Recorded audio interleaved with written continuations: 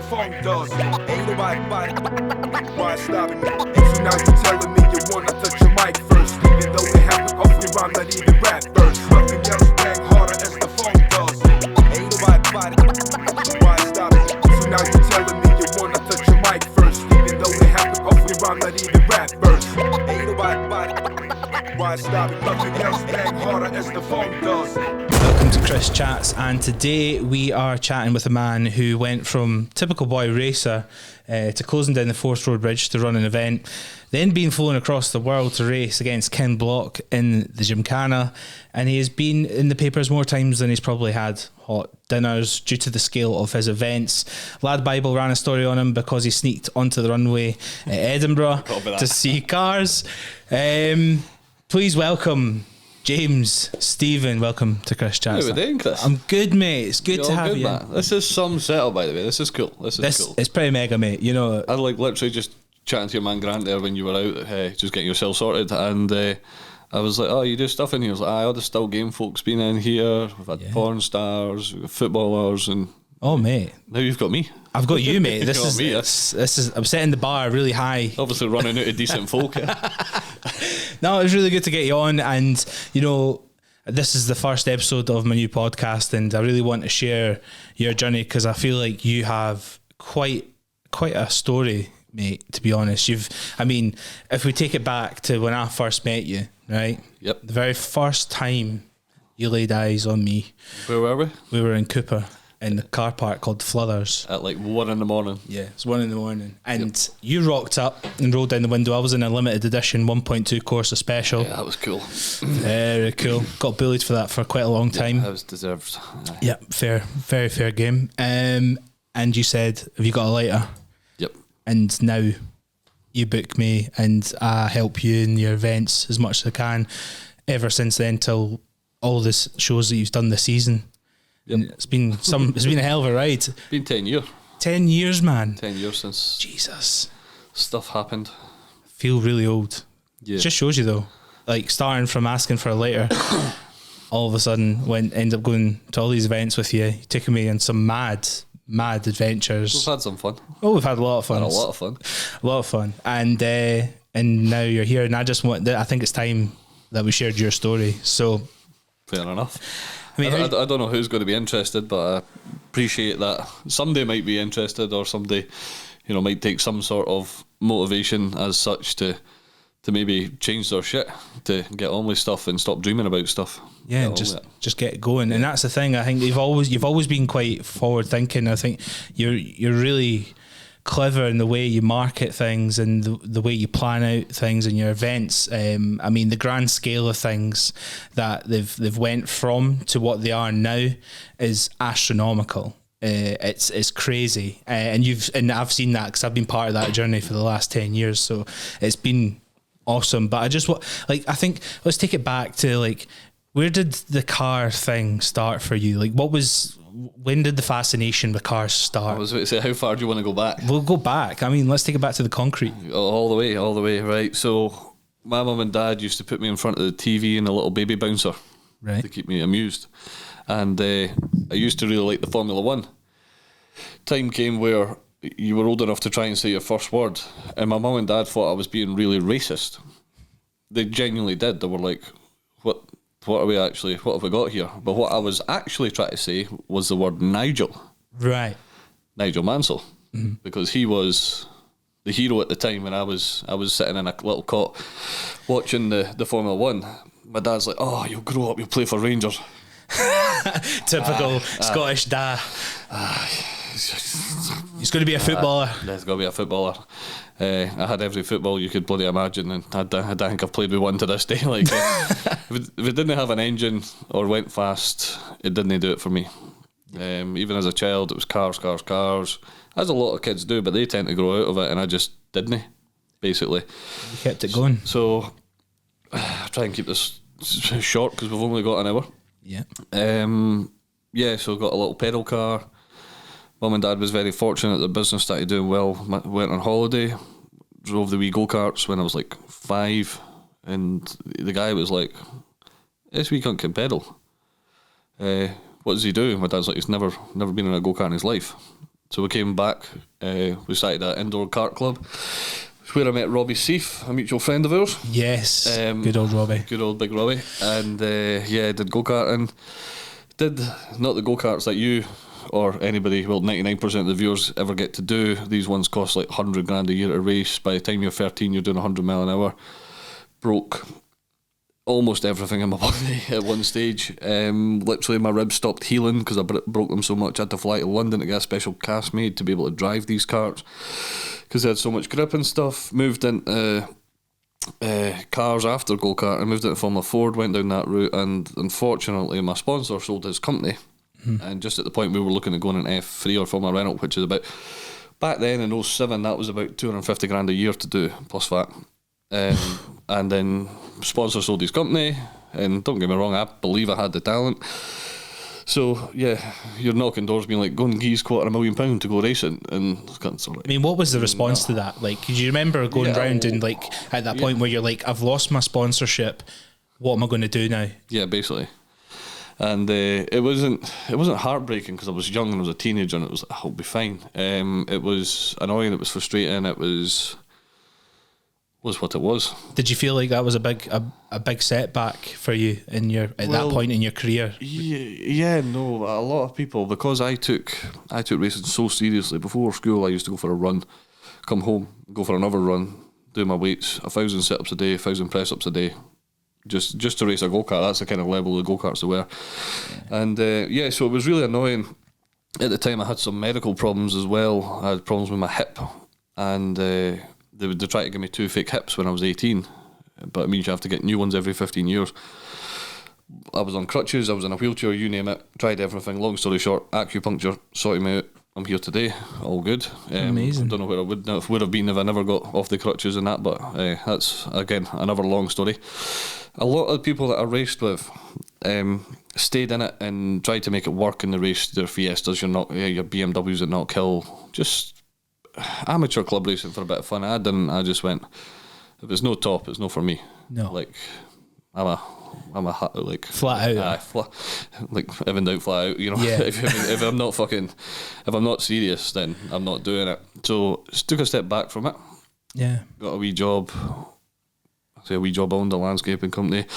Did some stuff with that, and then fell out of that. And then my early 20s was what everybody does as a teenager. You know, the whole drinking thing, and it wasn't quite drinking in a park because we had houses and stuff like that to go to. But I never got to do that as a teenager. Don't get me wrong, I partied as a teenager, but like I wasn't up the Glen every weekend with the lads or anything like that. So my dad said I went off the rails. I don't know if I did. You know, there wasn't much I didn't take or try or anything like that. Tea in the park, just you were game.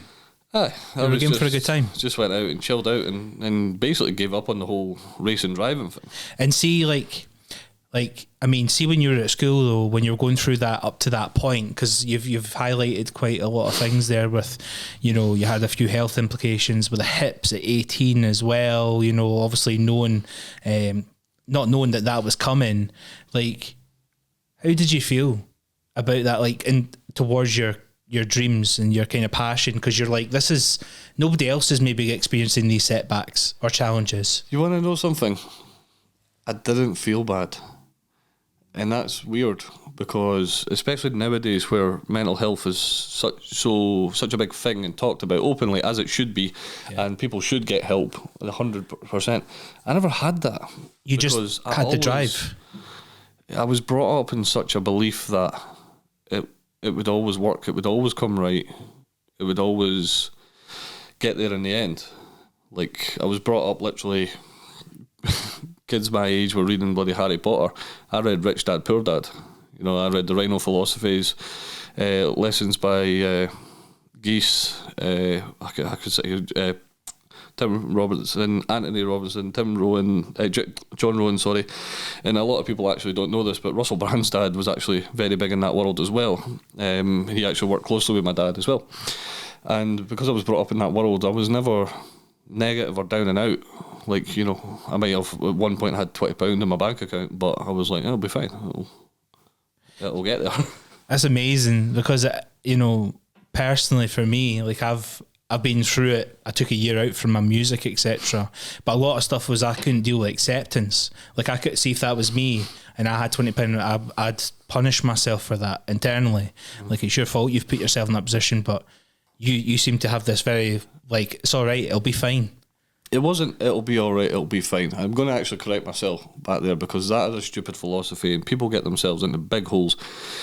Not to remotely single anybody or anything, but gamblers, it'll be all right, it'll be fine, I'll get the next one. It wasn't like that. It was like more like, right, well, next month I just need to earn more money. I just need to go bigger. I just need to do whatever I'm doing harder. Yeah. So you were forward thinking. It's like I don't want to be in this position again, so I'm going to make it better. It was like literally, it's fine now because I know this won't happen again. I'll just be better next time. Yeah, it was there was no way. There was no going the other way with it. No, it was only going to get better. Yeah, you weren't. It couldn't possibly go that way because you were going to make sure it was going to head that way. That's a really strong mental attitude to have, especially those. I think it's quite a pivotal point, in your teenage years going into your 20s as well. It's quite difficult as well, and if you're feeling that and you're going through all these experiences you just said, like to have that mindset, it's paid you well, I suppose. It was a valuable upbringing I had. Yeah, and like to do that. Were you a golden child at school? Were you a good boy? No, I never went to school. And like literally to this day, I have this in my house, and I moved out my mum's house, I moved into a flat, I bought a house, I bought a bigger house, and I still have this to this day because if people are around and I tell them the story, they go, "All right, okay, idea, aye, bish," and I will go upstairs and prove. I still have my fucking last report card from high school that says I attended 30% of the year. I was never there. Does your mum and dad not go wild? Like, were they not going? Because obviously, like, they're pushing you, like, in your passion as well. But they were pushing me in my racing, and I was very clever at school. I didn't apply myself because I didn't need to. Never studied for a single standard grade, which in Scotland was like O levels, whatever they call them. We had standard grades and passed every single one at the highest possible mark I could.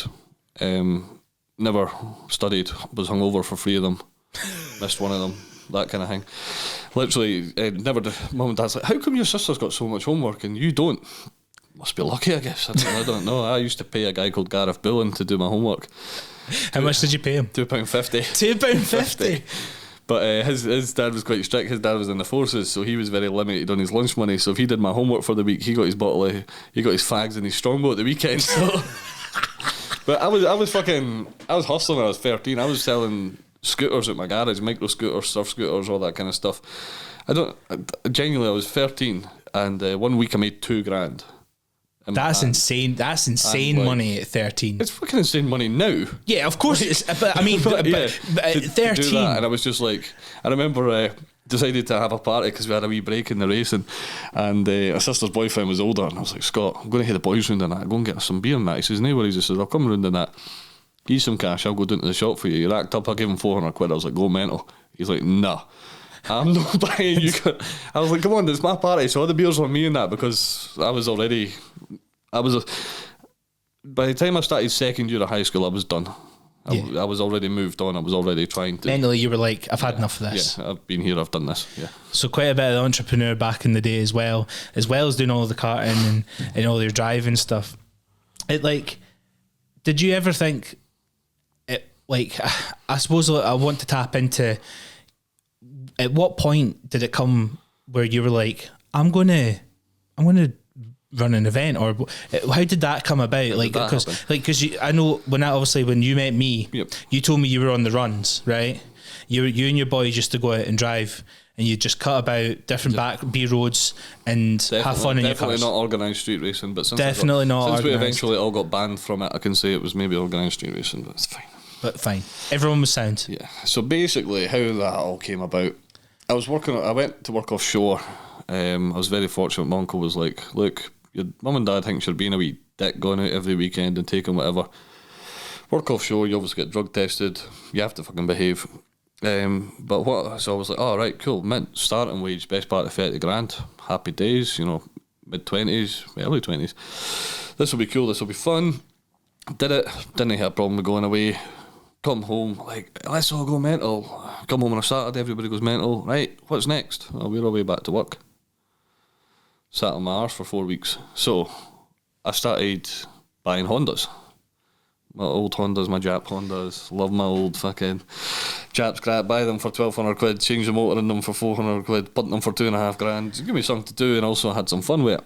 So because I had these cars, and none of them was a show winner or anything like that, joined a club called JDM Prestige, rest in peace, and so I started going to these shows and these meets and stuff, and it was just like, I could do better.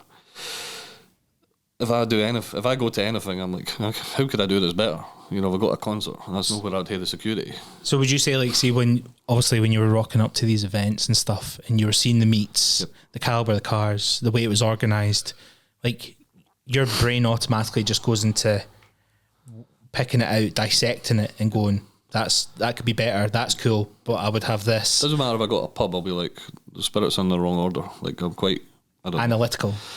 So anyway, eventually I was like, I'm going to start a car club. This is the rules. There's only 6 of us. We're going to be so cool. We're going to be open about street racing. We're going to publicise street racing. We're going to invite you to come down, and we will organise street racing at the docks, as I'm sure you remember. Oh God! And we'll talk about that in a second. But yeah, launched it all on social media, and we just got abuse. Yeah, you look at these wee dicks. Half of the folk who were the original 6 pulled out. I'm not being seen with cunts like you. Not a fucking problem. We're doing it anyway.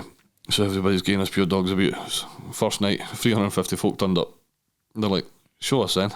So we did. And we did exactly what we said on the tin. I mean, that's like a big jump, right? You're going from you and your mates having a social, right, doing your own thing. It's pretty calm, right? There's no drama at all because it's you and the boys, right?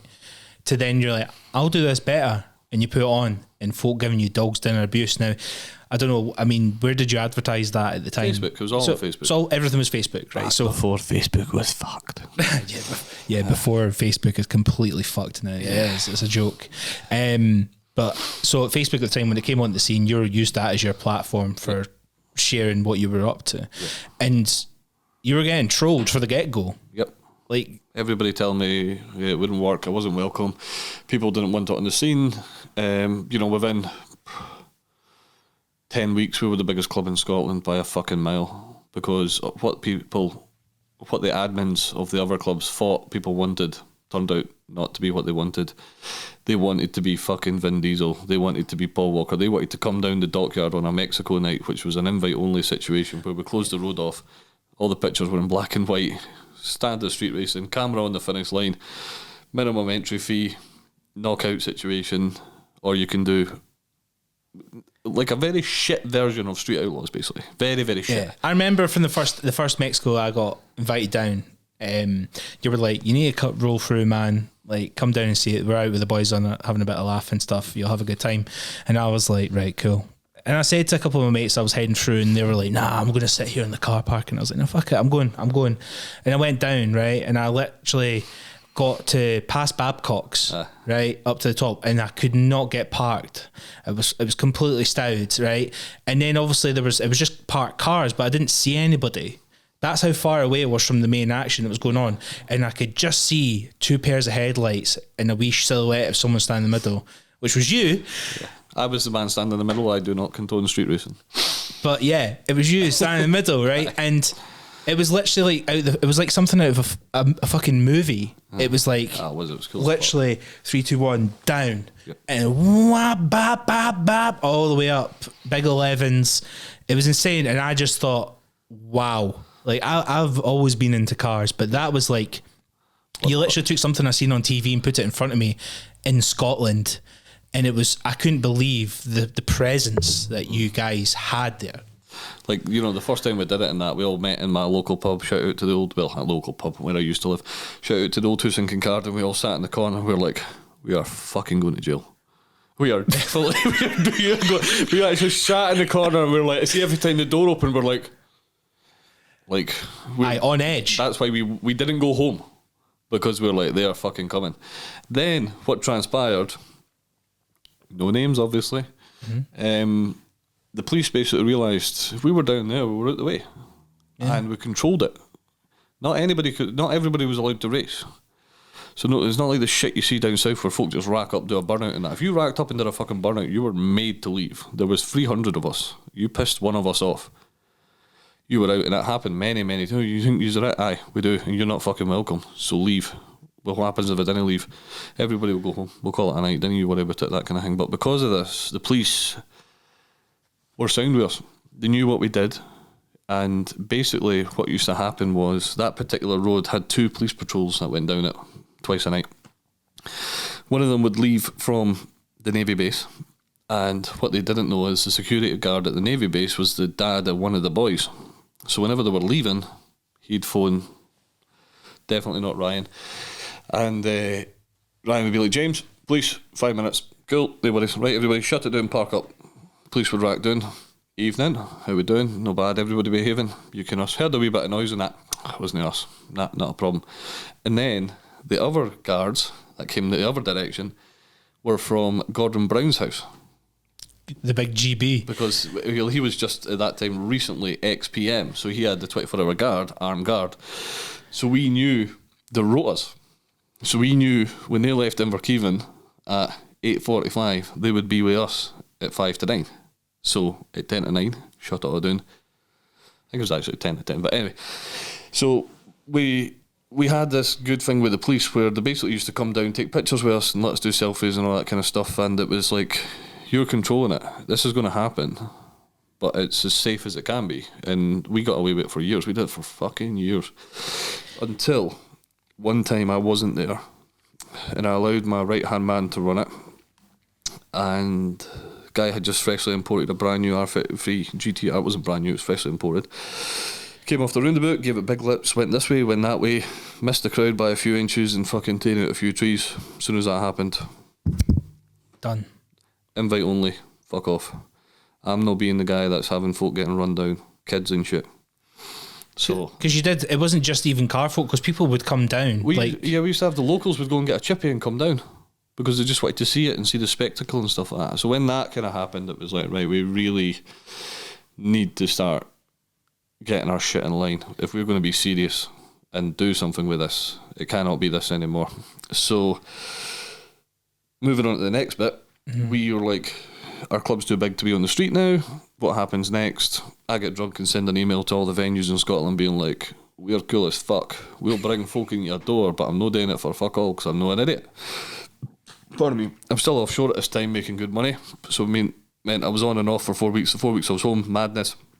4 weeks away, kind of thing. And folk were like, nah, this isn't good enough. We need more.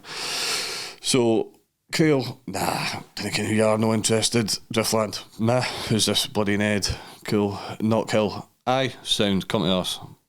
And then that is where we moved away from the street and became like a real company. And that's when you started up an official business on paper, basically. Yeah. Because I mean, you had such a presence down there. You must have felt confident. You must have been like, you know what? This could be a full-time gig for me. Well, even at the time, we were selling so much merchandise. It was hundreds of pounds a month in hoodies and stickers. Hundreds. Every like 8 weeks would just be like, here's the new sticker. It's £2. And like 1,000 people are like, I need it. And they're like coming to my house constantly. Everybody thought I was a drug dealer. So we're posting stickers out, delivering stickers, all that kind of stuff. And then, like I said, people were like, this isn't enough. And I'm like, right, tipping on. Not Kill want us to do stuff. I'm like, I can't work offshore anymore. I need a job. So I phoned my mate, whose dad was a courier. And he says, I'll get you a job, 300 quid a week, cash in hand, delivering in Edinburgh. Which, going from 30 odd grand a year with tax free because you're offshore to fucking £1,200 a month before any expenses, before your fags, before your petrol, that kind of thing, was obviously a big hit. But I was like, my tickets are still valid for 2 years. I'll give this 1 year. If I don't make it work in 1 year, I'll go back offshore. Long story short, just under 9 months in, I hated the courier job. I hated it. Absolutely despised it. I don't get mentally down. I was always smiling, But I was like, this isn't for me. I've got to change. And we were in there I was in home one night, and Tasha was like, Tash, my wife. Hi, not that you're going to watch this. I was in home, and she's like, you're fucking miserable. You're absolutely miserable. I says, I am. And she was like, hold on a minute, let's look at the situation. So pulls out the laptop, made a spreadsheet. She was like, you make more from the club than you do from your job. And you can live on the money that your job is paying you, so you can now live on the money the club is paying you. So if you do that, you can ditch your job. And then if you do that, that basically frees you up 7 days a week to develop the club and the business. So I went in the next day, here's my 2 weeks notice. And the second I did it, the management staff just fucking changed like that. They were like, right, well, hold on the new, I finished at 4. Oh no, there's another van load for you. It's like, why do companies do that? I mean, I've experienced that quite a lot. It's like as soon as you hit the 2 weeks notice, they just fling the shit of the day at you. They're just like, fuck you. You're like, aye, okay. Oh wait, we'll put you on a job that's going to take 2 people. We'll make you work it yourself, or we know it's going to run over, but we'll. Yeah, why? Yeah, they had this really good thing where if somebody was shit at their job, I was rewarded by having to help them after I did my own job. Like, what were you thinking at that point? Like, I mean, surely you must have been like, do you know what? Stuff your 2 weeks notice. I did. I literally just went. Did you? I said, is this how it's going down? And John was like, it's what it is, pal. And I was like, nobody's, so I'll be back. Oh, well, you could come in tomorrow. I says, yeah, but I don't need to. Or I don't have to come in tomorrow. And he's like, right, well, he was like, come in tomorrow and we'll sort it out. Went in the next day, sat in the office. Everybody got their shifts, everybody got out, they sat in the next thing, they found all the shit of their day, and they went, what do you think of that, James? I was like, I will just call it a day, lads. Shoot their hands. It's like, no hard feelings for me, but I'm not dealing with your shit. They never dealt with my shit they never gave me the shit for the 8 months I was there, but the last 2 days, I was at the bottom end of the stick. I was just like, nah, it's cool, I'm out, see you later. Was it a good feeling walking out that door? It was. You were like, do you know what? I'm going to show you is like, try and treat me like that. I've got bigger things that I'm looking forward to, plans. I don't need this. And you walked right out that door. Yep. Literally just jumped in my wee Civic. Yep. Fucked off. It was good. It must be quite comforting as well, because it sounds like your partner, Tasha, who I know very well as well, she has been quite a rock and quite supportive of you. Like, I mean, because, that schedule, you were doing the stuff down the docks, you were offshore, you were, doing the courier stuff and then trying to balance that with the club stuff. Like, did you find it quite hard, like, juggling work life and then, like, your relationship and everything to make it work? It must be impossible. Like, no, we made it work because Natasha's got the same attitude as I. If you want it, go and fucking get it. Which is why the two of us are such a good team. But big factor for her was, if I make this work, I'm not away 6 months of the year. I'm home every night. So her goal was to get me to stay home. So it was fully in her interest to get me to stay home. But in order for me to be able to stay home, I obviously had to make the right money and do the right things. So that's why. Yeah, it went that way. More time with her, more time at home, and that as well. Yeah. You were doing something that made you happy. Yep. As well, I think that's fundamental, and I will say that I've got my partner Ashley. She's like my rock, and she fully supports every day. There's not something that I say to her and she goes, "You're a different man." Don't do that. Yeah, different, 100%. Yeah, in a good way. Aye, just to clarify, in a good way. Yeah, in a good way. But I think it's important for people to know that. See, when you are someone that is quite adventurous and has a lot of ambition and drive to do things, you need a partner that's going to push you to go and do these things, even if it doesn't work out. And there's been times where, times they haven't been hard; they've just not been as good as other times, and it's been like, fuck, if we want to do this or whatever, that money will come in then for that event, but we need to do this now, or we need to pay for this now, kind of thing. Tasha's always had a good job and always done really well for herself, and she's been like, right, well, I'll pay for it and then the club can pay me back, and it's obviously worked out for her in the end. Yeah, but she was always she was on board mentally and financially and was all about it. So just totally backed you the whole way. It's dead important to have that, I think, in any adventure you take on. If you've got a partner that's going to kind of show a bit of hesitance towards that because they're not sure how it's going to look out and things like that. You need someone that's going to back you. Like I say this to my partner, I'm sure you tell this to Tasha, if she wants to do anything business wise, you're like, go for it. And if it doesn't work out, it's like, right, we'll learn from it then. And we'll move forward. But if you have someone that's going to hold you back in that sense, you're just going to feel a bit of resentment and, you know, a bit gutted that you're not doing what you want to be doing. It's a team game. It is a fucking team game. It does, like, we are saying we both have female partners. It doesn't matter who your partner is. Yeah.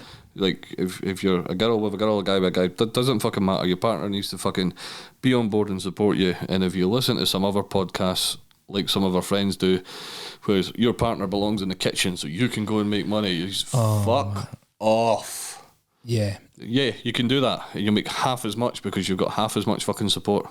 100% agree with you. I'm totally. I know exactly who you're talking about here, and I know it's they're not the only podcast that's going out with this Andrew Tate kind of nonsense. That's going about where. What colour's your Bugatti? Yeah, I guess, and I think, you know, I'm glad you said that because it is true. Because see where I lack, my partner covers. You know what I mean, and where she doesn't have like where she lacks in the relationship, I cover. It's a total balance, and it's a team that makes it 100% always, and you'll always go further together than being apart. You know, but again, it is hard. I struggled a bit with it, trying to juggle it all, but you know, these things can work if you have the backing right there. Now, I want to tap into, because I want to go back just a tiny touch, right? I really want to talk about the Forth Road Bridge. The actual Forth Road Bridge itself, the shut-in thing. Yeah. That was not killed, did it? We just kind of bummed on the side. So this was part of the Knockhill part, right? So like you'd rock up to Knockhill. Well, closing Kirkcaldy Promenade to drift legally on the street. The first road legal drift event in the UK, I believe it was, ever. I don't think there's ever really been one since. No. Coventry, but that's not really a drift event. Anyway, so that was all us. But Knockhill did the Forth Road Bridge, and it was basically because the touring cars were coming to town, so they were going across there. So, yeah, what do you want to know about Knockhill? And I think, like, I mean, I feel like, obviously following your story for a long time, right? You went from, you were into your motors, you started doing the docks, you then quit your job offshore and did the couriering, and then you managed to, you know, you had the support of everyone around you, and it worked because your club was making enough money to then do that full time, and you go into Knockhill. But then the Forth Road, right? The press, and especially after the Paul Walker tribute night, because I remember that it was down Kirkcaldy Promenade. It was you were all over the papers. I got to the point I was like, oh, I'm in the paper. I need to get it. I don't, like the last 20 times I've been in a newspaper, I've not even seen it. Like literally, just because it was got to the point it was every paper. I'm just going to pull up like a weekly basis. The press. 9 p.m. Saturday night, and the Esplanade roars into life. 1,000 cars, no trouble, an amazing spectacle, but should it become an annual event? That was in the Fife Free Press. Again, car fans commemorative cruise for the Paul Walker thing. I mean, as soon as R.I.P. Paul Walker, as soon as that came out, right, you were like straight on that. You were like, let's do a commemorative cruise in honour of Paul Walker. Well, we only did 2 actually. Wait, I mean, the planning for that, I mean, was there planning? Was it just a case of, we're going to do this, put a Facebook event up, and then... No, there was planning and everything. There was planning and everything, you know, like the old police used to come to my door, can we come in for a coffee? Well, I phoned you guys and you tell me to fuck off. Now you're shitting yourself because 17,000 people's about to turn up to the prom on Saturday night and you can't do fuck all about it. There's a lot of planning, and then obviously we did it legally. We got Christine May, who's a former Labour MSP, involved. We started a committee. We did it all properly. We were funded by the Kirkcaldy for All Trust to shut down the prom, to cancel the buses, to do all that kind of stuff. So it was cool. It was good. It was done. But yeah, I literally stood there and it was like, wow, I've put all this work in, and there's 12,000 people here having a fucking great time, and not one of them's paying me a penny except if they're buying stickers. And I was like, I need to change that. And that wasn't a Paul Walker one, that was a 252 Furious one. Yeah, the 252 Furious, So then it was like, right, Knockhill, we can bring this. And they're like, oh, we do great shows anyway. So we basically went and completely whitewashed their format and rebooted every fucking thing they did. I learned a lot in Knockhill. I made a lot of good contacts at Knockhill. They didn't pay me enough money. That was the long and short of it. And yeah, that's where I think, because when you got me on, you were like, it was like a full rebrand almost. Obviously, Knockhill, right? Yep. Track aside, but the events that you were hosting there alongside their hot hatches, SLS, etc., you were bringing in more through the gate than what was there for the actual event that was on track. And you can ask who did it, but we made SLS the biggest fucking time attack series in the country, I believe in Europe actually, in terms of how much spectators turned up to every event. We had Rockstar Energy throwing money at us, you fucking name it, they sponsored it, you know, all the oil companies, White Line, everybody was like fighting to be a sponsor for this championship, because every round had anywhere between 4,000 and 10,000 people at it. That's monumental. And I mean, and just as well, like, I mean, you can look through social media and see these photos from these events that we're talking about, but the caliber of cars, like, you were pulling cars out your ass that were just unbelievable. We were delivering like show cars, but because there was so much people coming, we were paying them to come. And then because this is the biggest crowd is the best for the sponsor, so all these guys were coming up from England. I'm sure we had a couple of Dutch boys over and stuff like that, because they're like, fucking hell, these events are bouncing. You're playing the DJ most of the time, and then you ended up obviously in the commentary as well. I'm running the drag, the drift, the car show, and Knockhill's running the actual main track itself, and it was just like a pure vibe, and folk are just coming up to me and fucking dudes. It was magical. I remember when you brought the Paul Walker tribute up there and you got all the cars through. Yeah, we got the Fast and Furious cars and that. Yeah, and I remember standing on track. It was like my banner for ages, and it's in my title video for this. I'm standing on the grid with you in front of the people. It's like I'd never stood in front of that many people on a microphone in my life, or that, and it was just like, that was like a big moment for me as well. So I could only imagine, like, you know, you ran that, you made that happen. It was a buzz. It was a pure buzz. It was unbelievable, and it was. But unfortunately, it tailed off a bit, didn't it? We were still hitting numbers when we left Knockhill. Mm-hmm. We were hitting numbers. The only numbers that wasn't hitting was my fucking bank account. And basically said to Knockhill, look, Driftland's made me an offer. You need to at least match it. And they went, we've started you, we are, you are who you are because of us. And I'm like, no. Do you feel like they were like, we've invested in you, so you owe us to stay? Yeah, I believe so. But then they didn't invest in me because they didn't fucking pay me very much money. Anyway, the very, quick example was like, if you ever need any extra driving instructors, hit me up. And they're like, all right, James, okay. I was like, cool. And then I went to Athens and raced against Peter Solberg and Gymkhana Grid in front of 1.2 million people. Got a phone call the next day. James, you ever thought about being a driving instructor for us? Just shit like that. It was like, anyway, so I did all that, moved to Driftland. Knockhill decided to clash their show with my show. It wasn't a competition, but we didn't lose because we actually ended up queuing it onto the A92 and the police were going mental because we blocked the motorway with traffic. Did Driftland for like 6-7 months, had some fun. But the reality was, Jeek was looking for an exit plan. He was looking to cash in and get it out, and he was telling everybody I was the bad guy. And what really was the final nail in the coffin for me for working for other people was I ran one standalone event that year, my own one. And it made me more in that day than I made in a year. And I was like... So you went, you had a bit of drama with Knockhill. Which is a shame, because I will say this, there are some really lovely guys up there as well. I go up there for track days every other week, and everybody except one still talks to me, says hello, how are you doing, James? Yeah. How's Natasha and that. I sent guys down from my work as well the other week there for track days, and like everyone was messaging me, they were so spot on, super friendly, and that. It is a shame that it went that way, but yeah, a bit of a sour taste there because the way you got treated. You went, and then got. It wasn't that I got treated badly. I just haven't got paid enough. It was simple as that. Yeah, And then so that's what I'm saying. It did give you were like, fuck that. Yeah. I'm not dealing with that. You know, I know what I'm worth. Yeah. And I know, you know what I can do. Bit of respect, you know. And you're like, do you know what? That's it. We'll just draw a line there. I'm going to move on and do my own thing. Yeah. Right. And then you ran. So after that drama between that, the exit plan, down at Driftland, etc., you're like, I'm doing it myself now. Mm-hmm. I'm going completely myself. I'll book it out. I'll run it all. So let's go back to the second Scottish Performance Show, because the first one was actually at Scone, if you recall. Yes, I do remember Scone, yeah. So anyway, the second Scottish Performance Show, it was all me and Jason actually. Jason was my right hand man, but I funded the full fucking thing. How did I fund it? We put it all on credit cards. Because that first show cost us about 16 grand to run that we did not have.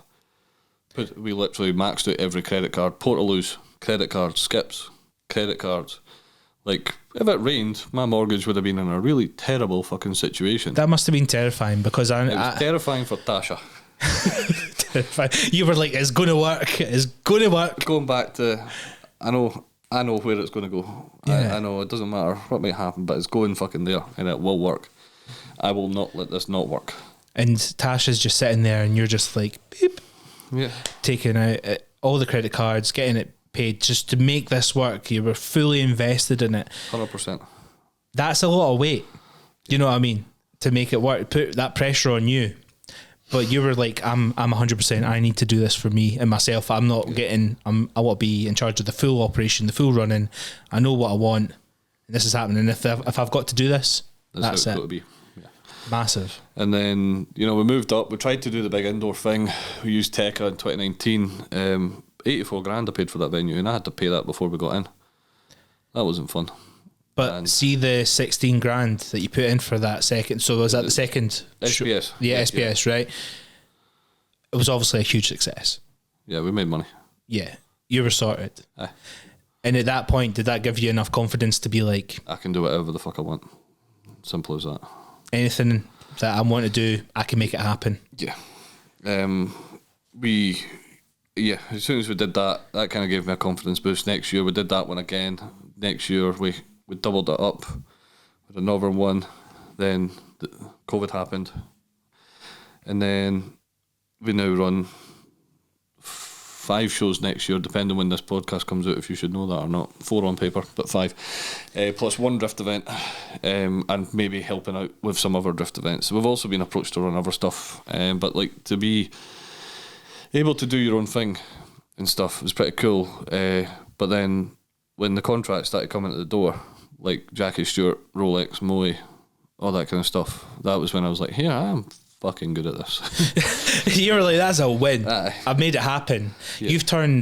You've literally turned what was started off literally as you and the mates Drag racing on a dockyard. and you've made it a full-time career, a business that's grown year on year. Yep. It funds the lifestyle that you live, provides your partner is part of the business. Yep. Got your house and everything, cars paid. A very nice house, very nice cars. Tasha picks up a new car tomorrow. She's bought a big fucking beast of America. I'm actually proud as fuck of her because she's wanted this for a best part of 2 years. She was like, oh, I'd love one of them, love one of them, love one of them. Tomorrow she picks it up at lunchtime, so that's cool. Must feel good. You know what I mean? It's been some journey from there to now. To here, right? Yeah. It's for me, yeah, like I can't reflect on it. Like people are like, fucking hell, you do well for yourself. I'm like, do I? And I don't mean that in a cheeky way, because if you know me, I have a very nice car. My wife has a very nice car. She's about to get a very nicer car. We spend a lot of money on our house. We have 2 beautiful kids. I only work 2.5 days a week if there's not an event on. Yeah. Tuesday's daddy-daughter day, Thursday's daddy-daughter day. It used to be with Oliver, my older one, as well, but he is now at school. So I get all this time in the world with my kids. I get enough to kind of go where I want within reason, you know, like... Yeah, live the life you want. Last month I took my track car to Zandvoort, Assen, Spa, and the Nürburgring. 9 days, was away with the boys. I'd only been home for 2 days. Before that, I was in Monaco with the wife, Lake Como with the wife, making myself sound like a right prick here. Before that, I can't even remember where I was, but I was away somewhere before that. And then when I came home from the track trip, I was only home for 4 days, and then I went down south with the kids to the Dalton Towers and all that stuff as well. Yeah. So it's like, but you live off season. Yeah, this is my off season. This is the time I get to do shit. Because I mean, you start I think it's crazy because I see this on Facebook as well. You start your planning, like the season comes to an end, right? You have a little bit of downtime, like a week. Yeah, so a little bit of downtime, and then you're like already planning next year, and that'll be used on the go apart from Christmas and things. 2 weeks ago we had a meeting for an event, April 24th, 2025. There you go. That's where we're at right now. And just to put that into context for you, it is the 2nd of November 2023. Yeah. So that's where we're at. That's how far ahead you plan this. That's where we're at. Yeah. We're actually booked into venues until 2026 for a few of the venues. We've got contracts. And you have a massive team now behind you. Like, I mean, you've got, again... 34 members of staff. It's crazy. Don't get me wrong, they don't work for me every single day. They only work during the events. Lindsay and some other people work more than that. But yeah, 34 people. Did you ever think you were going to have 34 members of staff and run 6 events across the UK and, you know, have this? I mean, we want these things, right? It's all part of the success, right? Is to have a comfortable lifestyle in whatever vision you see that.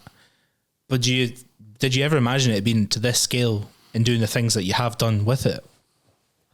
See, you know, before we did the first show, no, of course not. But then by the time I did the first show, I wasn't even home, and I'm like, right, let's make this bigger. By the time we did 2 shows the following year, again, I'm driving home from Aberdeen, like, let's make this bigger. Like, it wasn't like, oh, I don't believe I'll be there one day. If you asked me several years ago, you know, if you go back to 2017, or you got to run all these independent shows around the country, at that point I was running wee shows for Not Kill, I would have probably been like, yeah, actually, I could see that happening. And I'd probably done it a year earlier. Hindsight's 2020, isn't it? Hindsight being a wonderful thing. But then, we're going back to this. I'm running little shows at Not Kill. Like, why can't I run Formula 1? Like, let's step it up, let's move it up. Do you almost feel like after telling us all about what you've achieved so far, do you still sit there and think, I'm just getting started? Yes, 100%. I've got so much more. Literally not even got going. I've barely left the fucking Scotland. Yeah, not even remotely. That's crazy. I mean, like, I suppose though, when you're in that position though, your scale of thought will scale with the projects that you do, you know? Because if I'm, you know, even with me in music, it's like, I've played this club and this club, and then I play a bigger club. You always vision yourself in the next step, don't you? Yeah. But I don't think, to me, I'm just getting started. I'm just like happy to be here. You're just like, nah, I'm just getting started, mate. I'm trying to diverse on other things as well to keep me amused and stuff, and learn new things. Always learn. Why would you not learn? Of course. I mean, I suppose your team is diverse. I mean, it's like all the backgrounds of people that come together to make these things happen are specialists in their own lanes. Yes. And if they're not, we make them specialists. You help them grow. Like Ryan, for example, young Ryan McKillop. Shout out, by the way, Ryan. Shout out to Ryan, good guy. He was doing his bit for us. Right, one day, Ryan, you're on bins, one day you're on this. And he kind of fell out with it. He had his own shit to deal with, and he dealt with it, so that's fine. He went away, he came back, that's cool. And I says to the wife, I was like, we need a car park manager, because at every event we have at least 2 or 3 car parks. So somebody has to oversee their separate teams. There's coordinate it all, yeah. Don't hire security to run a car park. Don't let the public do it themselves. You hire good fucking people and you pay them well to save the traffic jam, to save the police coming to your door. So I says to the wife, I was like, we should make Ryan the manager. We should give him an important fucking job and watch him push himself to achieve what he needs to achieve for us. Does it? He's a car park manager at every event now. He's developed, he's learned, it might not sound glorious, but it's fundamentally one of the most important aspects of a car show is getting the public in and out. Well, it's safety, isn't it? It's paramount. Safety, people's dogs collapsing in the car park, somebody's wheelchair gets stuck, somebody didn't bring their blue badge, but they parked in the wrong place, but now they're complaining, all that stuff. Cars breaking down, blocking exits. Police turning up, like thieves in the car park. We get it all, mate. We get it absolutely all, and Ryan's...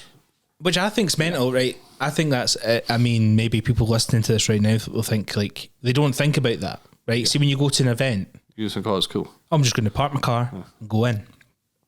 But, I mean, I remember I had to jump on the mic at Kincardine and the guy was blocking the exit for ages. And the guys, you had the extreme sports guys, which also, side note, that is crazy because I used to watch that channel all the time and then all of a sudden... There they are. Extreme sports guys are doing backflips over a transit van, which was insane. So yeah, and the guys were absolutely pissing themselves laughing because I was like, if I have to say this again, I'm going to get everybody to take that car and scrap it. We're going to break it for parts. Like I was having absolute sell it on eBay. Yeah, it was getting done. Like, but yeah, it is such an important role, and I will say this from personal experience. You really do look after your guys. When we were down south, when we were doing the events, Darlington. Oh, Teesside. Teesside, yeah.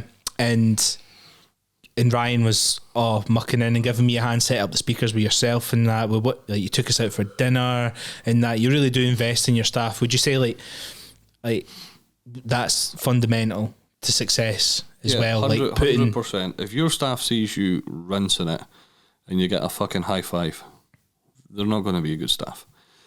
Also, if they do their job good and it helps you deliver your event good, reward them for it. If you look after your staff, they'll look after you. If I have to go in an emergency, I know it'll still be fine. And I'm always on site, but my plan is one day to bugger off somewhere with better tax laws, Portugal, Tasha. Anyway, like, you know, if I missed an event, it would still be fine. I know that now because but like, you know, when my staff works for me, if a marshal goes to an SMRC meeting, chances are they might get a contribution to their fuel meeting, their fuel money. They get coffee in the morning, a bacon roll, get a sandwich at lunchtime, they get a can of juice in the afternoon. And my staff gets all their accommodation paid for, all their travel paid for, or given to them, i.e. this person's going to pick you up because I've paid for them to do it, kind of thing. They get a very sizable daily rate, which is more than my mate who drives Arctic lorries in France makes. All their accommodations paid for, all their food's paid for, and all their drinks paid for. I usually get big bar bills, I'm not going to lie, but it's what it is. You do that, you look after your boys, your girls, they look after you. I mean, you've created a family though by doing that because they trust you. They want to do the best for you because they know that you always look after them. And I think that is so important for anybody that's looking to start a business or looking to scale up and do these things. You need to look after your team. Look after the little guys. You have to. Don't have to look after number two. You do look after number two, but don't forget the one at the bottom of the hill. Don't forget the ones in the car parks. Even like little things, you know, the car park teams out there all day slaving away. Just going out with a can of juice. Asking if they're alright, checking in. You need to go for a piss, on you go. Hey, 15 minutes, go for a smoke. It's fine. It's all good. After them. Just chill. I think it's that reassurance of just knowing that you've got their back, like you care. You genuinely do care. Yeah. That's what it is. And you can see that at the events that you have and that you host as well. Like everyone's so polite, so sound, genuinely there to make sure everything goes well, keep people safe. It's I think it's well overlooked in a lot of businesses. I think this is a good point to go on to just now, though, when we're talking about looking after your staff and that. And I find this really, I find this hard to deal with doing what I do. But do you ever struggle to manage friendships when you were growing the business? Because I do feel like people expect more from you. Because and like they're entitled to it because they've known you, but it's not personal. But it's like they almost slate you for it, or they'll think less of you because you're not giving it to them. Yeah, I mean, actually, COVID helped a lot with this situation. We have lists for every shows of who should be given free tickets because they bring the right friends, or you know, who may be something someday, or who was something one day. You know, like I drove Grant Swan's car in 2015. He still always gets tickets to the events. But when COVID happened, we got fuck all. We got like $2,000 for the year. So I was very fortunate because, and my pals take the piss out of me about this, but I was going to buy a manual M4. I really wanted to do something really stupid with a manual M4, and I didn't buy it. And because I didn't buy it, because it was the end of the year, Tash was like, wait till spring, you can buy it. Like, fair enough. COVID came. Money in the bank, thankfully. I had a wee day job at the side at the time. I had the money that we would invest in the show and then a couple of grand. So we managed to live through it kind of thing because I didn't buy something stupid when I really wanted to. But literally, when it came to the show coming out again, I had 3 or 4, hey buddy, I see the show's happening. The last message was them last year saying, hey buddy, I see the show's happening. And I literally put on my Facebook, guys, I've had fuck all wages for a year. If you're my friend, buy a fucking ticket. And I got like hundreds of comments of support. Like, I can't believe people actually expect free tickets from you. Or I can't believe people expect to be invited and all this kind of stuff. Because I was just like, that's it. And then, so that did me a massive favour of maybe getting rid of some, not baggage, but stuff from my past life that was no longer relevant kind of thing. So now we don't really do much free tickets unless you drink with me in the pub. Davey, there you go. Davey, I told Davey I was coming here tonight, and he was like, if you don't mention me, I'm not watching it. So you've got 56 minutes, Davey. There you go. Timestamps right there for you.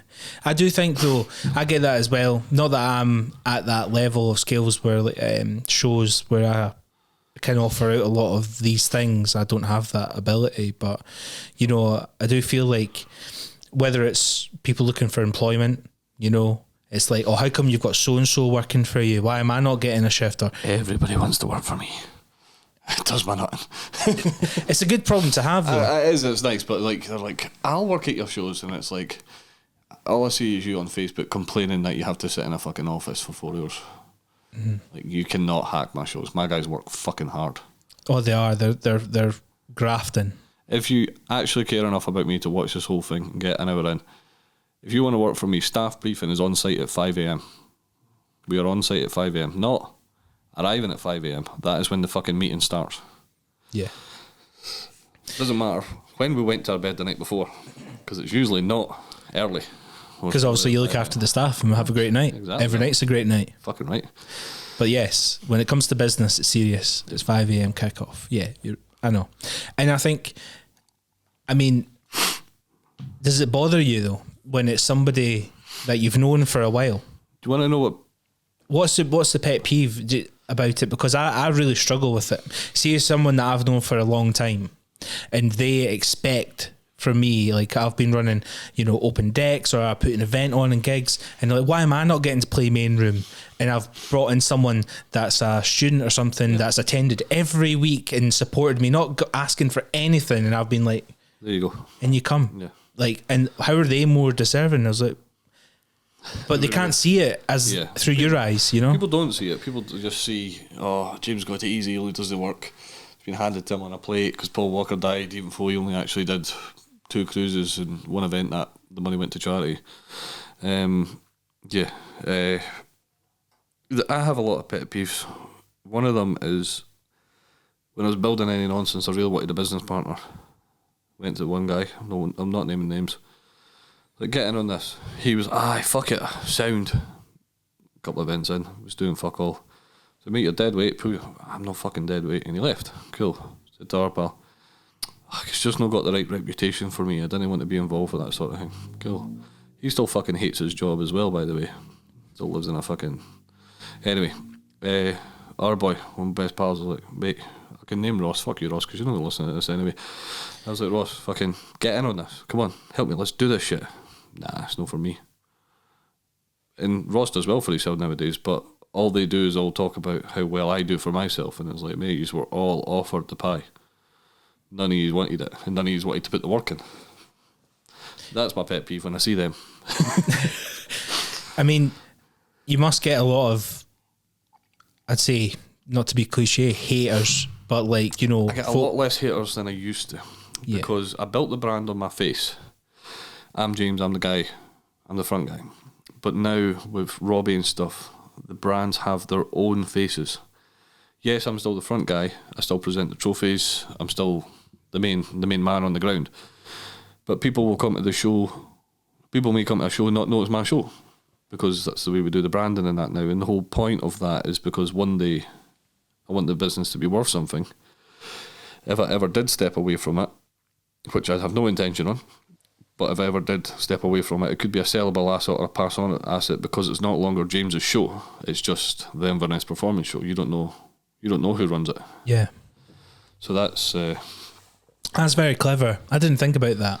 But now that I've said it, yeah, I think exactly that. Oh yeah, quite right. Because it's true. Because when we were growing up, when I met you all those 10 years ago, it was James, because everybody knew you. James your from friends, yeah. James from Any Nonsense, James that was at Knockhill, James that did the carts, X, Y, and Z. But now it's Inverness Car Show, Aberdeen Performance Car Show. Yeah. It's not James. It's people tag the pages to show us stuff instead of tagging me, which is great. I know, it was overwhelming. I remember seeing your phone sometimes. The notifications were just astronomical. It's wild, still wild to this day, but in a different way though. It's every notification is off. If I don't, you send me a message, I don't know I get the message. Unless you're in that inner circle. No, even my Facebook Messenger's off. My missus can send me a Facebook message and it doesn't beep. When I'm ready to go and read that chat, I'll do it my own time. Do you think that's good for your headspace? Because I mean, you'll never switch off if it's, because I've turned all my notifications off. That's the best thing I did last year. All my notifications, the wee red dots on the Facebook, the Instagram to say, something's happening here, shut all them down. And my mind was so much clearer, because I'm one of these people, if I see 3, a 12, I'm like, I need to see what that is, respond. And because I responded, I'll get a response. And then here it goes again. And then you're there before you know it, you're 4 hours in. And we used to literally do no phone nights, me and the wife. Only maybe 2 a month, but it'd be like, no phone nights. Phones are in the kitchen. Let's watch TV, because it was the only way we could not be dealing with all the notifications, especially when Any Nonsense was hitting like millions of reach a week. You're getting so much love and so much hate and all that kind of stuff, but you were reading it all, dealing with it all, liking it all. So yeah, nowadays it's so much easier. It's a lot easier these days. I wanted to quickly jump back a small touch before we get into the final parts of the podcast, right? Which is, I think, one of the most iconic photos of you, apart from the Forth Road Bridge with your Any Nonsense hoodie on. Yep. Is a photo of you with Dead Mouse's motor. Yes. Now, I've tried to explain this to my friends, and they just can't see how that even happened. Like just to the sheer of the level of security and things, because they look at it in this day and age being like, your mate chucked a high vis on, went through Edinburgh Airport, Prestwick Airport. For because the Gumball 3000 rally was on, and got on the back of the plane above all the other press. So I would love for you to share that story, because I think it's one of the best stories I've ever heard. The Gumball story. The Lad Bible picked it up, did a piece on you. Yeah. I'll put it on the screen just now. We got threatened with a lawsuit. It's great. So talk me through what that morning you woke up, right? You knew the Gumball was coming. So how did it all happen? Yeah. So at that point, we were doing little stunts. Like here, we're behind the scenes at the BDC. We're doing secret practices with the Scottish drivers, getting boys in and all that. I was actually the week before that. And I knew, as a big Gumball fan, they were doing Miami to Ibiza, the Tiny Temper song, Yeah, from Miami to Ibiza. So they were Miami, driving up to New York, flying over to the UK, down to Ibiza. Fair enough. They were flying to Prestwick. Opportunity to be had here. And at the time we were doing little secret shoots with like Colin McRae's cars and all that kind of shit. We're doing stuff behind the scenes, Knockhill going, here's that boy's phone number, we'll make it happen, that kind of part. Was this at the Knockhill time that this happened? Yeah, we were at Knockhill at this time. And so what happened was it's a true story, right? I had a beer and I was like, hey, Prestwick Airport, I hear these cars are coming into town. We are a massive social media site. We're the largest motor and social site in Scotland, which we were at the time. I can't mind how much fucking followers we had. I genuinely can't even when we turned it off.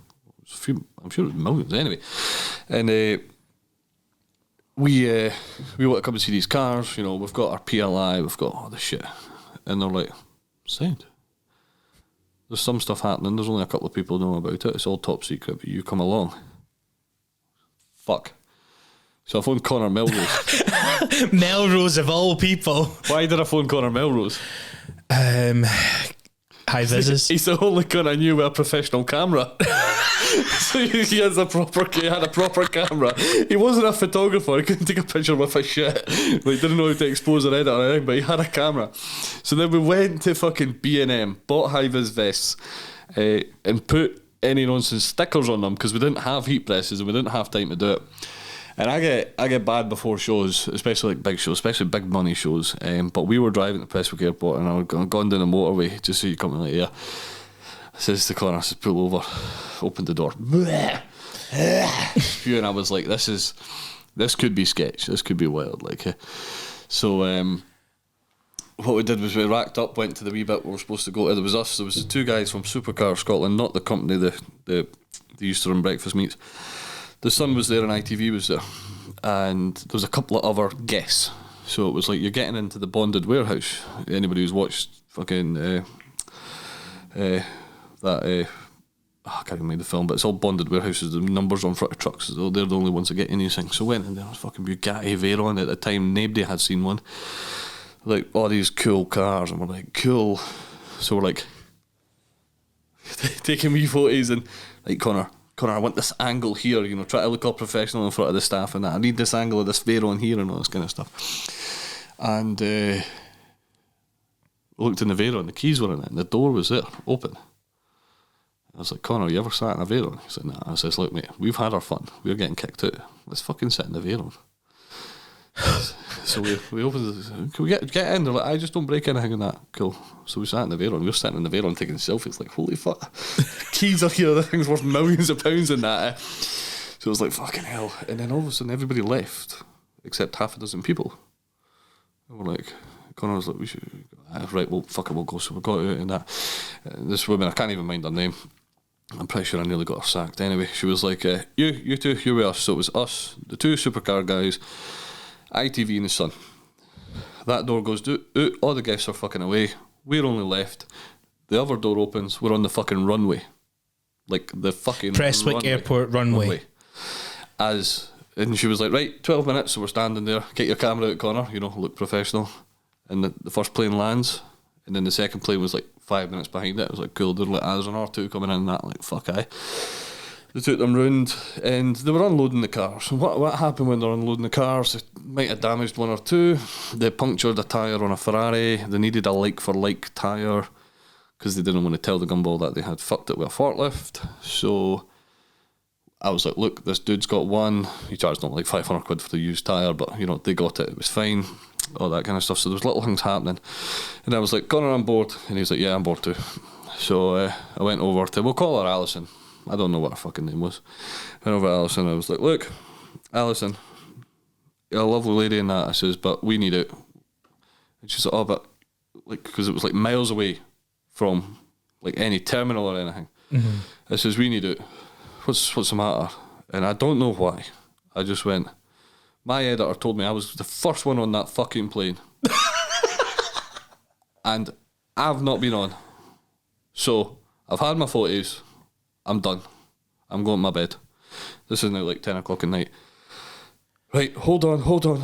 Sorry about this. I don't know about the confusion. That's cool. It's okay, Alison. You do your job. So Alison you fly off. Bugger, you. Alison fucks off onto the plane. She comes back down. She goes, right, I've spoke to the pilot, you and your cameraman on the plane.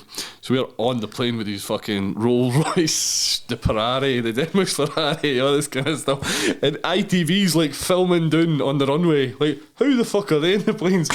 So we're in the plane. We had our branded fucking hoodies, so we're like taking pictures with Funky Power sponsors next to the cars and all this kind of stuff. And yeah, so we played that well, it was great, that was it. We came off the plane, no one else got on the fucking plane. That's insane. We're getting ready to leave, and she went, oh, by the way, there's another two planes coming in half an hour.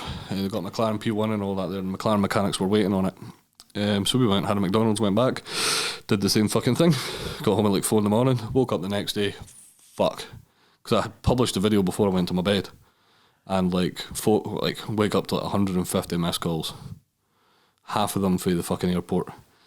Like going ballistic. I think we had something like 3 million views in 5 hours. Oh my god. And it just went, fucking man, I'm fucking phoning Connor. we're going to jail. Let's go back to the pub and sit in the corner and wait for the police to come in the door again. It sounds like this forever circle of we're going to jail, hide in the pub. So anyway, long story short, she came in, she's like, you made a mockery of the whole fucking thing and that. I was like, look, I'm not being funny. I did what I said I was going to do. I came. She's like, but you made it look like, you sneaked onto the runway. How else would you like to tell this story? And she came back and went, look, I've spoke to the boss. As simple as this. Take the video down. And we walk away. Fucking deal. Already had my views on that, and by that time, everybody knew who we were. Lad Bible comes on the scene. The Lad Bible puts it up. I'll tell you exactly what it is. I've got it here. Something to do with massive balls. I've got it here. Fair play for finding it. It's hard to find. Yeah, so look, there's you. Sitting there. A few kebabs ago, that one.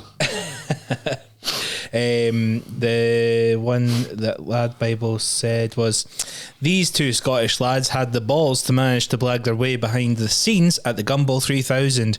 The pictures they got are amazing.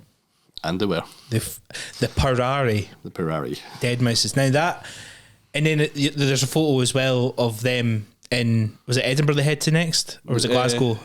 No, they went to Edinburgh. Yeah, Edinburgh. And Dead Mouse is standing in the street with the Ferrari and all that stuff. But prior to him even getting close to his car again, after it had been in freight for so long, was a photo of James Stephen at the back end of the Ferrari. Yeah, he got a cease and desist for that from Ferrari.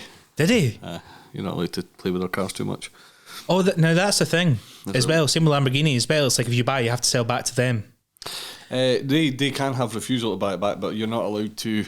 Basically, Ferrari is technically art, and you're not allowed to vandalise the art, is how they describe it. That's why, like, if you put a Liberty Walk kit on a Ferrari and you take it to a show, you get a cease and desist, basically saying you can keep it, but put it in a fucking shed. Seriously, it's quite wild. It's a thing. Look it up. That's so you spend all this money on a car, right? Something that's worth, hundreds and hundreds of thousands, potentially millions. Yep. You put a Liberty Walk kit on it, which is sick. However, or change it, wrap it. You get a cease and desist legally. Yep. I take it when you buy the car, it's yours. You still own it, but you get a stop what you're fucking doing. Seriously, look it up. Ferrari cease and desist. That's just pretty wild. They're really becoming the cunt with it, aren't they? It's wild, but no, I think that. I mean, you must, as you were saying, you were being sick on the way up to it and that. I mean, shit. Two guys, high vises, kidding on, getting past ITV on the plane. Like, I think the only thing that compares to that is the whole getting into the Gymkhana story, which is my last point. I genuinely didn't actually know that. Yeah. How did that happen? Yeah, please tell. I was a massive fan of Ken Block. Fucking, I'm not a believer, but he was, so God rest his soul. I'm like, I want to meet this dude. I need to meet this dude. I don't want a fucking autograph. I want to meet the guy. So he's coming to the UK to do this thing called Gymkhana Grid, and we were into Gymkhana at the time. We were running events, so it was like, cool. Emailed all the right people. I need tickets to meet these dude. Don't exist, mate. If you're not Monster, they don't exist. You can't buy them. I was like, I'll spend whatever the fuck. It doesn't matter. I want to meet this guy. I want to just shake his hand, be like, you're cool. Here, selfie. Mint. Nah, can't I do it? Fuck. Right, we're going to go down and watch then. Fuck it, you never know, you might come into the crowd with a hat or something, fuck knows. So I follow the Gymkhana Grid. We are going to host a last chance qualifier the day before. It's going to be called the European Qualifier, and if you get a top 2 in it, top 3, you get to go to the world final the next day at Santa Pod. I could blag this somehow, so what will I do? Right, honey? I mean, the cogs, I'm already can see you, you're just like, so I'm making it happen. Here's what I'm going to do. I'm going to send them pictures of all my Carton trophies.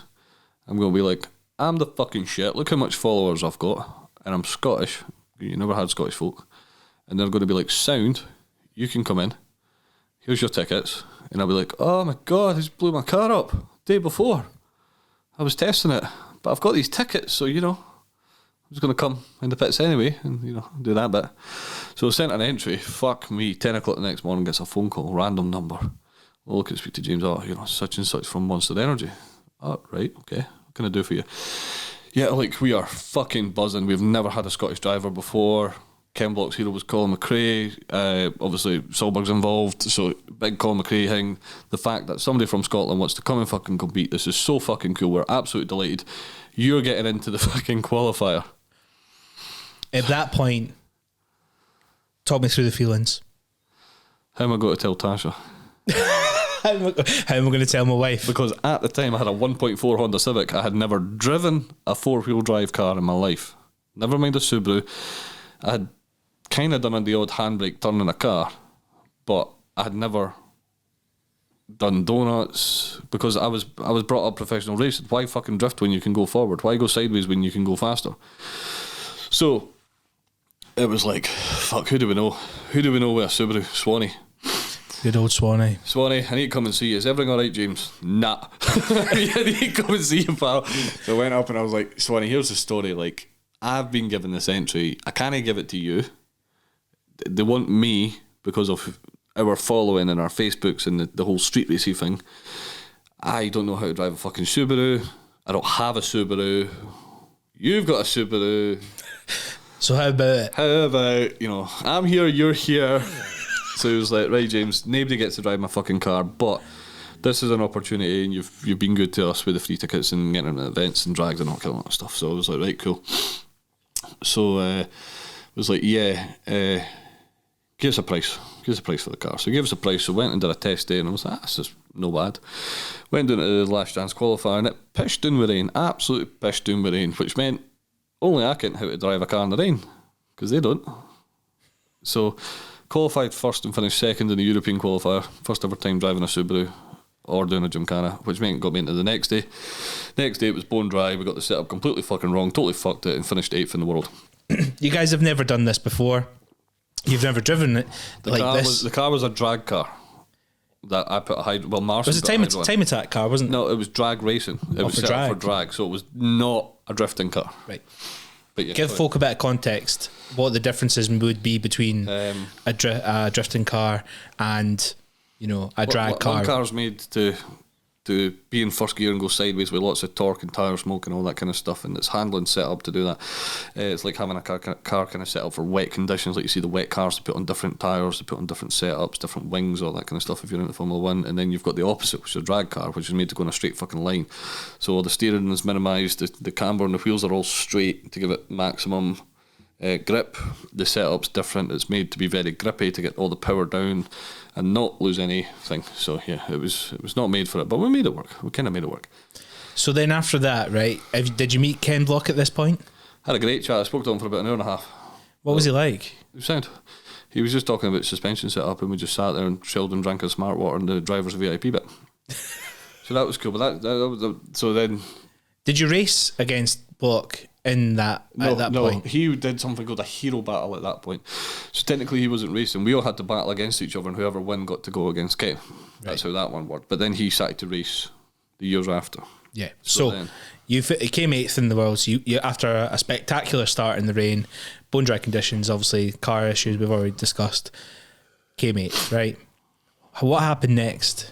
Next was shit because we bought a house, we got married, we were doing shit, so money wasn't as much as I wanted it to be. So I had a shell, and I was like, this is going to be my mint Gymkhana car, and it wasn't. I didn't have the money to put it in. What was that shell? It is a shell that I ended up using in 2019, pure by accident. It was a Subaru. Yeah. Subaru. And long story short, the qualifier came around, and I was like, here, can I come? And they're like, you can come at the fucking qualifier. What year is this? 2016. Right. So I put this on Facebook, and in the nicest way possible, I didn't want to use Grant's car again. It wasn't suited to it. It would have required too much modification. It would have took it away from Grant for what he was doing with his goals. There was no hard feelings whatsoever. Grant was also dealing with some shit, so I didn't want to use Grant's car again. So some pure random guy messaged me, pure out of the blue. He's like, I've got a 400 brake Subaru, come and take it. I never use it. So I went up, took it for a blast up the A9. It was like, nobody else was giving me a free car, so aye, fuck it. Took it to Ireland, qualified first, broke the car, finished second, and qualified for a free ticket to Athens. So went home thinking, this car's not good enough. Grant's car's not good enough. We've qualified for the world final. Monster are paying to transport the car over there. Monster are paying for the hotels and everything. I don't have a car. So I went back, and Brian was like, look, drive my car. And I was like, it's not good enough. Just said how it was. He's like, no, I want to speak to you. Like, come up and we'll have a coffee. And Brian drives like a big overthink, so I'm like, oh, we've got to start. We're going somewhere nice now. McDonald's. Mackey's coffee. For the Mackey's, talking about Gymkhana, potentially racing against Ken. Aye. And so he was like, look, James, I want you to use my car. And I was like I'm fucking flattered and I'm honoured and you're such a fucking cool guy, but your car's not good enough. And he's like, no, I'll put 40 grand on it. I'm like, huh? He's like, yeah. He says, we'll build it. And this is who's going to build it and this is how it's going to be done. And he did. And he built me a car and we took it to Athens. And even after it all went wrong, we still came 5th or 6th in the world. Raced against Peter Solberg, we partied. Brian was there, had a fucking great time, and it was great. My biggest problem with that is I couldn't afford to drive Brian's car. If I broke it, I couldn't afford to fix it, and that's not cool. You shouldn't play with toys you can't afford. And now Brian would have been fine, we would have sorted it out, I'm sure, but it came at the end of the season, we were on about building new things. I had this high-level sponsor lined up, and Brian's like, drive my car, and I was like, mate, you're a fucking gent, and I love you. But I can't drive your car because I can't afford to fix it. I need my own car. So if I fuck my own car, I can leave it in the garage for a year. It doesn't matter. But you fuck somebody else's toy, you have to pay for it. So then, long story short, Marson tried to build something and it was a heap of fucking shit and it didn't fucking work. So we took another car that, again, was borrowed from my mate who didn't qualify to go to Africa. I had to go to Finland to qualify and I qualified. That's a great story, but there's only so much time in the day. Went to Finland against all these World Rallycross drivers. I was the only person there that didn't compete in World Rallycross. And you wanted to hear the boos when I qualified first. And Really? Never driven an Evo before, never driven left-hand drive before, and qualified first by quite a bit, and it really, really pissed them off. But it was great. So anyway, I qualified for Africa because of that, but then I didn't have a car, so I borrowed a car, and the guy's like, I've just rebuilt it for you, mint. Got there. Turns out they put the fucking wrong crankshaft in it, and it blew a hole in the block the second we arrived. So I shipped a car to Africa, which cost me 14 grand, plus indemnity fee, and it blew up in the car park.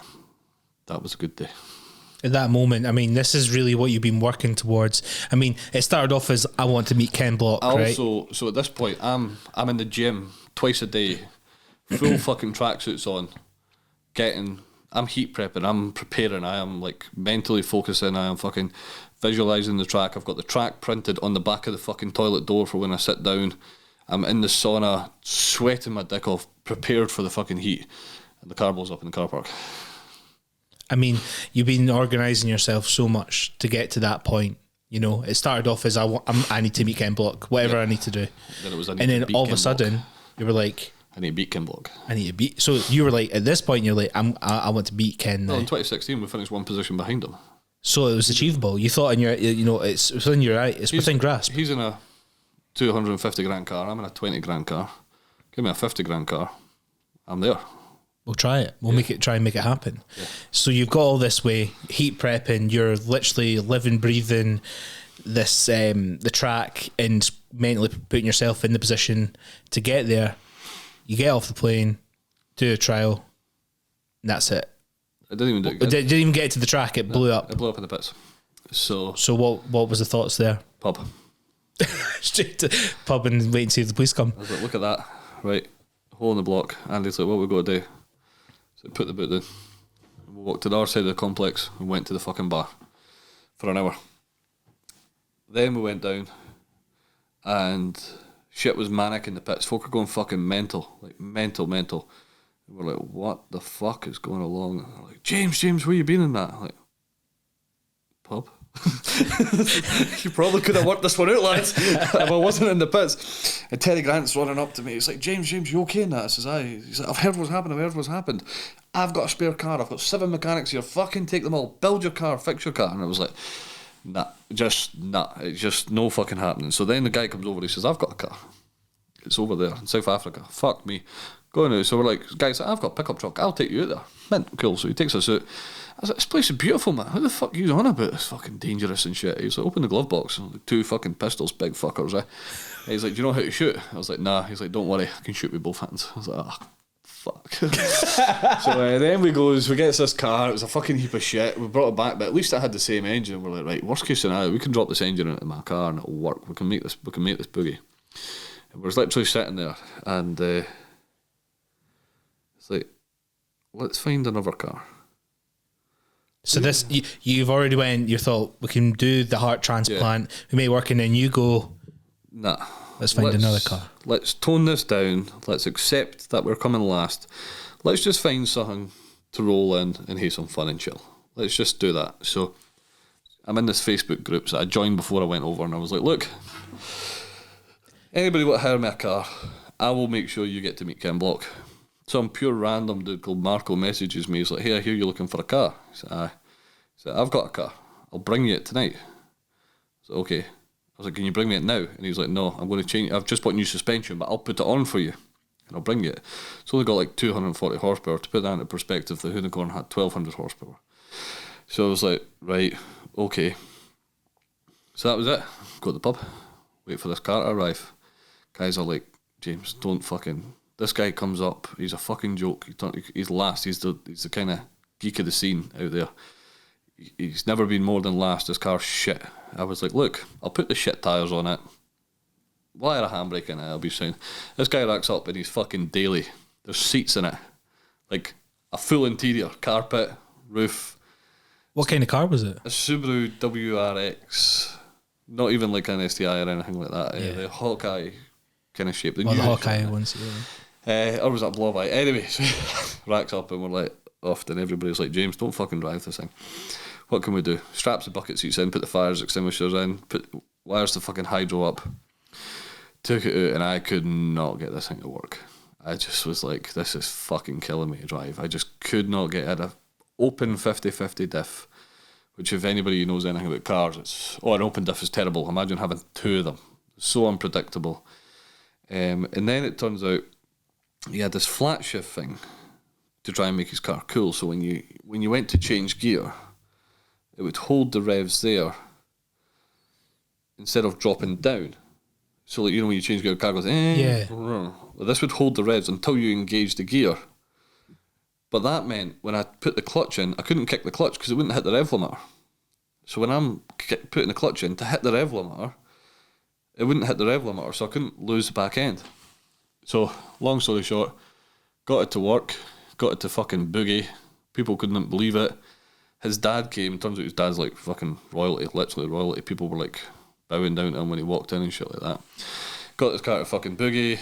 Marco got to meet Ken Block, he was fucking delighted. Marco was really fucking cool. Went out and I think we got 8th or something in the world out of... At that time I think there was about 20 drivers in it.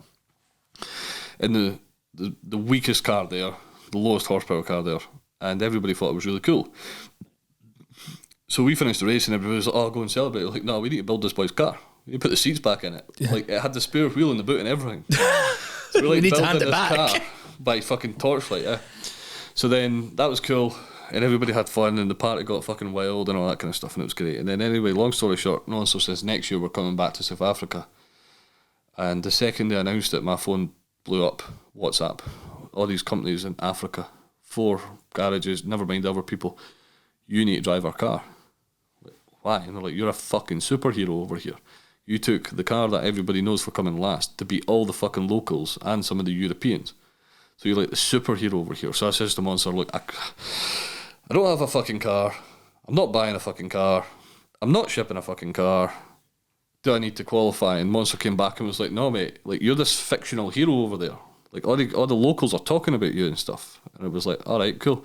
It's insane. So long story short, they ended up building me a 700 brake car, which unfortunately went into limp during the thing and I came 7th. But if it had worked, it was pretty wild. And then that was that one. That was cool. We went to Warsaw the year after. So yeah, you set out to achieve what you wanted. You wanted to meet Ken Block. You met him numerous times now, right? Literally, he racked up in Athens and was like, how's the track? And I'm like, oh my god, it's you. Because I remember, do you know, one thing I do want to chat to you about is I remember when you first were going to Grid, you did a little promo video and it was like you're on the PlayStation. Oh, that was driving the Ford video, yeah. Yeah. RS200 Group B rally car, that was cool as fuck. Tom Blackwood, legend. Unbelievable. And then to like, also because you're a big fan of dirt, etc., you wanted to meet Ken. You've met him so many times, as you just said. You'd be like, what's the track like? James, like, he's your buddy. On track was your buddy, right? And I remember sitting at home looking at the live stream, being like, obviously supporting from my man James, and you're on the grid with the Hoonigan motor with him, grid to grid, fireworks and shit going off. It was insane. Like, what would it have been like sitting strapped in your motor and looking across and being like, I'm actually about to race this guy? Like, the Ken thing was cool. Peta was actually the one I went for because he was better than Ken. Is better than Ken. He was multiple World Rally champion, that kind of stuff. Ken's a great fucking driver and that, but Ken never won a grid. To my knowledge, anyway. Somebody could correct me on that. But he never won a Gymkhana Grid. But Solberg was the one I was after. But I mean, there is a picture of me. Sorry, I was away from the mic there. There is a picture of me sitting on the start grid next to Peter Solberg. We're next to go, but it was so hot you couldn't have your helmet on until it was kind of time to go. And I had my phone in the car with me for listening to my Armin van Buuren, Heading Up High. Again, maybe that relates back to my mental health that we were talking about earlier, the heading up high. Like, I'm away to fucking race this guy and I'm just talking about let's go fucking high. And, took the wee selfie for the car. I'm like, one then. Because what else could you do? What else could you do? Like, there's no point fucking shitting yourself. There's no point being scared. You just got to go and do what you could do. Aye, you're there to do a job. And just fucking send it, and what happens, happens. I mean, the same way like when I did my last trip with the boys in the track car, we were there to do what we did, and we did that and more. Just, the guys are like, you really drive the thing quite wild. Like, yeah, I'm not here to fucking spectate and be a number. If it dies, it dies. We'll fix it. But you're here to do what you want to do, and you're going to do it to the full, and that's it. So the same as what it's been consistently throughout your story. Doesn't matter if it's events, fucking running car meets, like business, racing, my family, time I can spend with my family, places I go with my family. It's got to be 100%. You're putting your all into it. Yeah, all the time. Well, it's been quite a story, James, and thank you for sharing it with us all today, and coming in and joining us on my first ever podcast. This has set the bar pretty high, my friend. I'm not going to lie. Pretty low. Pretty high in terms of the content, my friend. It's one of them, like we could tell stories. We could tell lots of fucking stories all fucking night. But like, if anybody watches this, you want to do shit, do it. Find a way, man. Find a fucking way. It's alright for them, they're fucking millionaires, it's alright for them, they had a fucking good upbringing. I had a great fucking laugh. One of my very good friends not too long ago, one of my friends not too long ago, it's alright for you, your dad bought your fucking car for you. Like, my dad drives a 2014 320D BMW that's worth about 80 quid on a good day. I had a great upbringing. My dad got me my first car, but that was it. Like, that was it.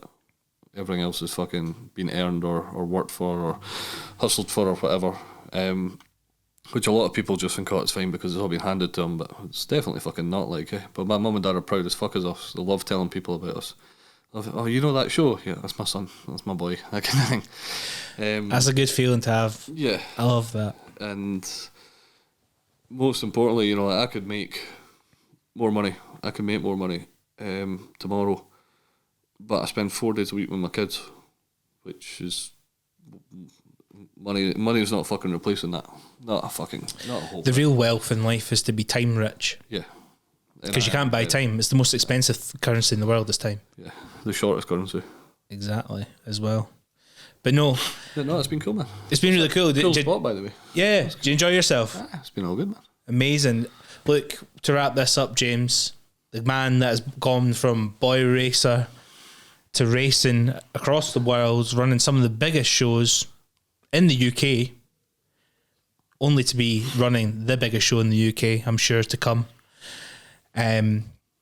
Where can guys keep on top of what's to come, and what have you got anything that you want to talk about in terms of what you got planned? Because I'd love to hear it. Scottish Performance Show, Aberdeen Performance Show, Inverness Performance Show, Bonus Car Show are the ones that are out there now. We're in the middle of about to release something, but I'm not going to announce that yet. Why not? Because some numbers need to change before I commit to it. Are you sure you don't want to talk about it? It's up north. It was a hill climb thing that died a couple of years ago that I'm rebooting. Anyway, It's in the D side, there you go. You can work that one out if you're into your cars. And then we're working on this April 2025 event, which will be really cool. It's down in the Borders. Single venue rally. We're actually building a full rally course with water drops and jumps and stuff. It's going to have 6 stages on it, and that is hoping to bring very, very big, famous rally drivers from overseas. I have a text message, a screenshot of a text message to say that it's on from these people, but we have to obviously finalise a lot of figures and stuff. And then I've got my wee things on the side, just keeping me busy. Well, thank you again for coming in and sharing your story. I'll link all of James's socials, everything that he's got planned coming up that I'm allowed to share will be all linked in the description. And thank you for listening to Chris Chats, and we'll be back very soon with another episode to share with you all once again. Nothing else bang harder as the phone does. Ain't nobody why stopping me? And so now you telling me you wanna touch your mic first, even though it happened off your rhyme, not even rap verse. Nothing else bang harder as the phone does. Ain't nobody why stopping me? So now you telling me you wanna touch your mic first, even though it happened off your rhyme, not even rap verse. Ain't nobody why stopping me? Nothing else bang harder as the phone does.